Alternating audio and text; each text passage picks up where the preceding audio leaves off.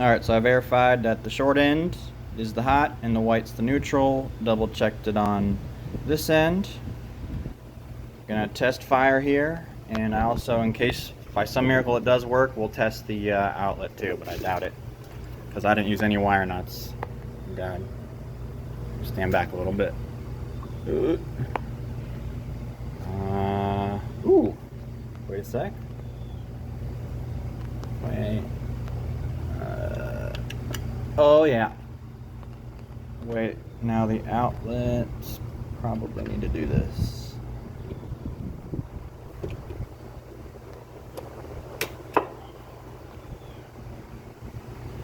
Green light.